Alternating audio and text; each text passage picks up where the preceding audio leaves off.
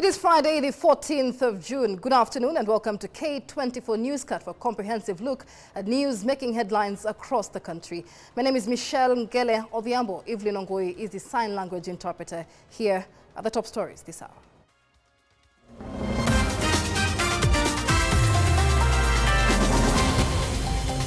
Interior CS Kithure Kindiki declares Monday, June 17th a public holiday to mark Eid al-Adha, celebrated in the final month of the Islamic calendar. State Department for Correctional Services fast-tracks review of cases for minor offences in an effort to decongest prison facilities in the country. Kenyan group uses old ATMs to dispense free sanitary pads to students in efforts to combat period poverty.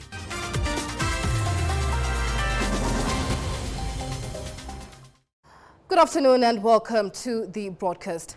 Interior Cabinet Secretary Kithure Kindiki has declared Monday, the 17th of June, a public holiday to mark Eid al-Adha. The celebration of Eid al-Adha is to commemorate Prophet Ibrahim's devotion to Allah and his readiness to sacrifice his son Ismail.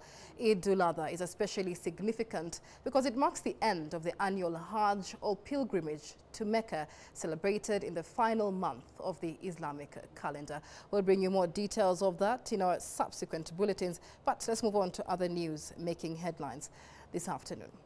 Now, President William Ruto has launched the 2024-2029 strategic plan for the Kenya Young Parliamentarians Association.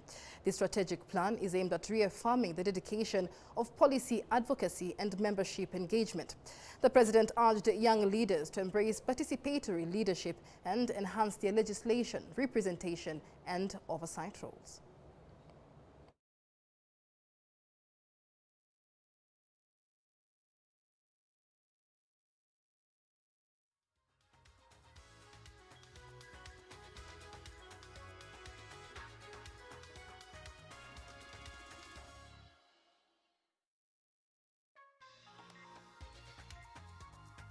Your Excellency, we recognize the paramount importance of enhancing the skills and knowledge of our members.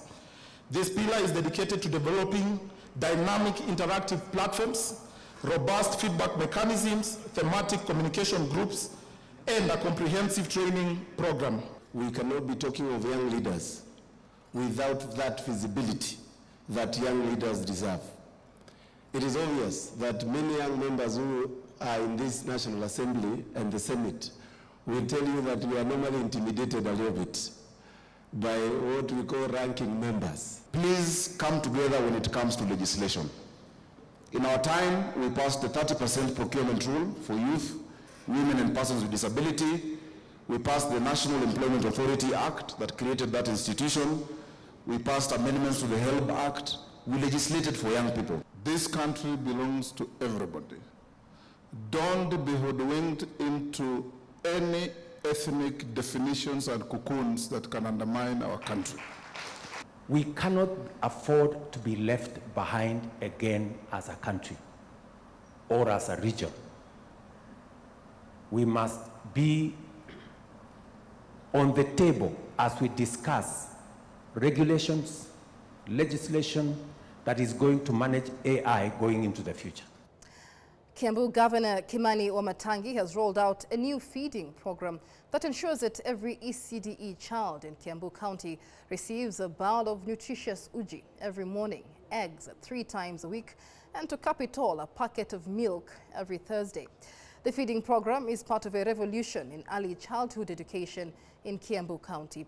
The journey began with the modernization of 134 ECDE centers, with each center now boasting PP1 and PP2 classrooms, a well-equipped office and an ablution block for both children and teachers. These state-of-the-art facilities are designed to provide a conducive learning environment, matching the standards of private institutions in the county. Every ECDE center now also features a play park, ensuring children have ample space to play. Na wakati tulianzisha mpango wa kupatia watoto uji asubuhi ya vitamin na kuhakikisha kwamba kila mtoto anapata mayai moja asubuhi, kabla hatujamaliza hata miezi mitatu, hiyo namba ya watoto ndani ya shule inaongezeka kutoka 6 mpaka watoto 37. The essence of these projects is to ensure that our learners, the Kiambu ECD learners, have a very conducive environment for learning. Mbeleni tulikuwa kwa darasa ambayo ilikuwa mbaya sana. Haikuwa na hata glass windows, haikuwa na even the doors. Kulikuwa wanafunzi wanapatwa na upepo ndani. Saa hii tunafurahia our able governor, His Excellency Kimani wa Matangi, kwa sababu ametujengea the modern class. The head of public service, Felix Koskei, has asked all those in charge of finance and accounts in public service to ensure the records are audited internally to ensure resources meet their intended purpose. Koskei was speaking during a meeting with the Public Finance Management Committees of state departments on the Zero Fault Audit campaign. Let's listen in. And we had a discussion. We had an understanding that for us to make this government functional, for us to make this government efficient, effective, and accountable to the people of Kenya, we need to operationalize all the organs that have been established in law and those that perhaps are established from time to time to help in ensuring that government assets, the assets of the state and the Republic of Kenya, are safeguarded and utilized in a manner that will bring honor and benefit to the people of Kenya. And therefore we thought it right for us to call all members of this committee, the standing committees, from all the state departments to come and listen for themselves what we want, how we want it to be done, and so that we can set them forth to go and ensure that all what is happening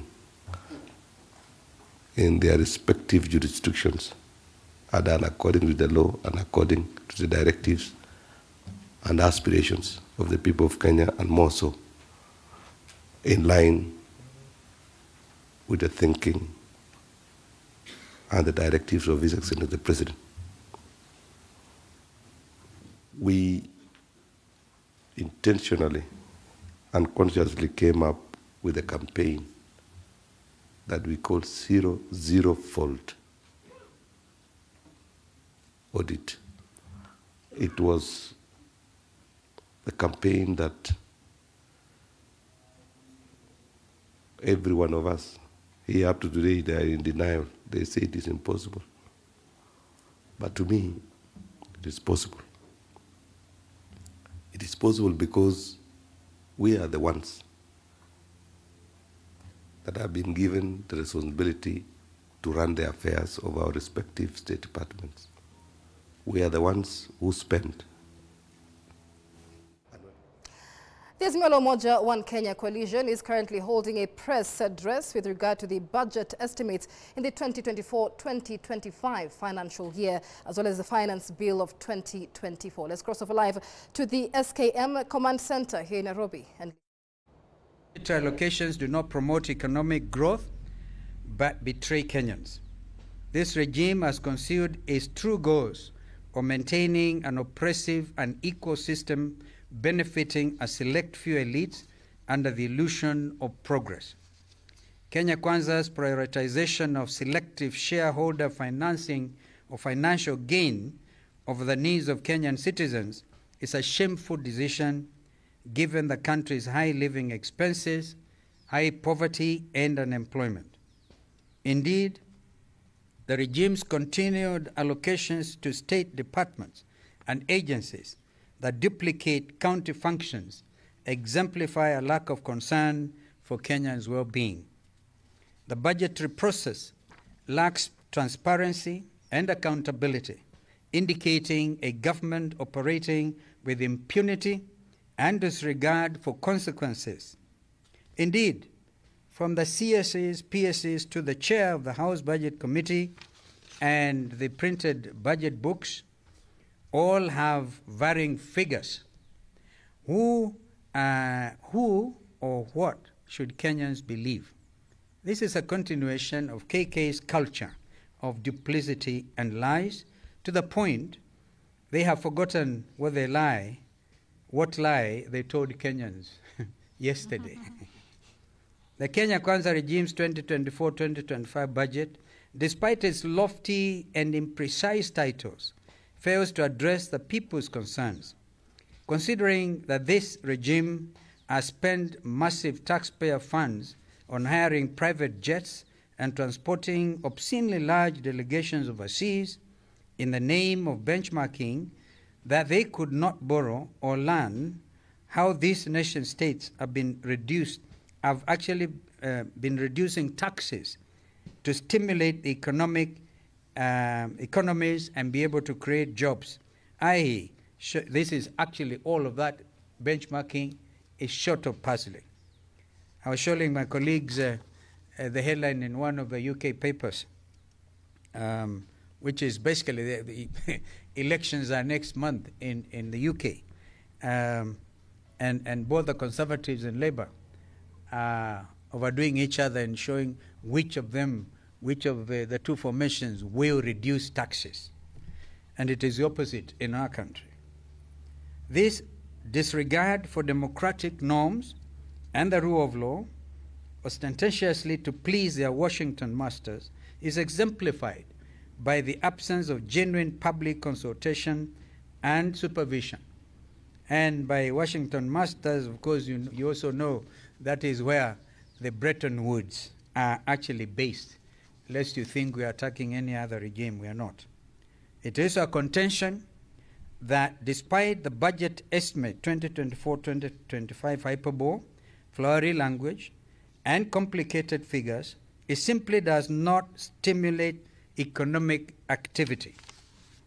It does the opposite and seeks to tax every adult Kenyan 24,000 shillings more, additional to all what we all know as, for example, the housing tax and the very lean pay slips. Ladies and gentlemen, this can only be termed as a reckless race to the bottom. I don't know how many times C.S. Ndungu repeated the words bottom up, bottom up. So became so boring. Kenyans have lost touch with that kind of phraseology. Do not take our word for it. These are some of the examples of increased expenditure. Number one, Office of the Executive President, 1.2 billion shillings. Office of the Deputy President, 678 million shillings. Minister of Defense, 11 billion shillings. Additional. All these additional. Foreign Affairs, 1.4 billion. National Treasury, 6 billion. One wonders what the Treasury has to spend this money for. Minister of Transport, 1.3 billion.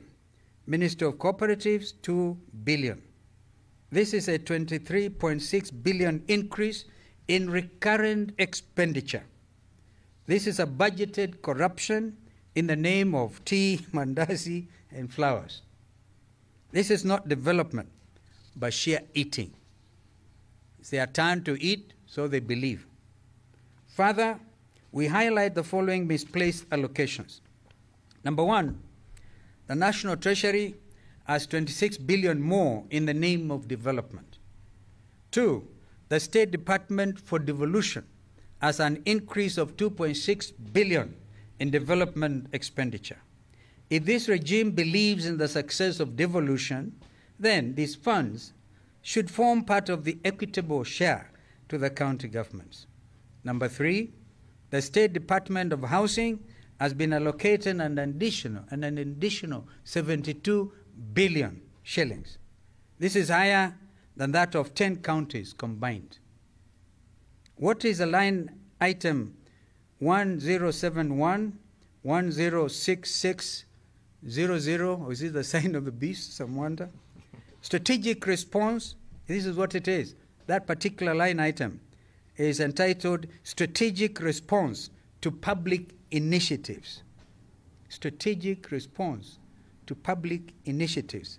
That comes to 2.5 billion shillings. If that is not budgeted corruption. What is it? Who amongst you learned members of the media and even learned friends in the legal fraternity can tell us what the meaning of strategic response to public initiatives? We estimate 1 trillion shillings as budgeted corruption for the next financial year. In light of these grievous transgressions, we as a coalition urge the international community, the civil society organizations, and concerned citizens, both at home and abroad, to stand in solidarity with Kenyans in condemning Kenya Kwanza's regime's blatant disregard for the public. Members of the Lazimio la Umoja One Kenya coalition, they're led by Stephen Kalonzo Musyoka, speaking on their reactions to the budget 2024-2025 estimates there. The Kenya Kwanza coalition accusing, the Azimio coalition, I beg your pardon, accusing Kenya Kwanza of what they term as budgeted corruption and calling out to civil society as well as the international community to stand with Kenyans with regard to issues of corruption. We'll be giving you more details of this in our subsequent bulletins. Let's take a break here. Newscut, much more to come after the break. Just stay with us.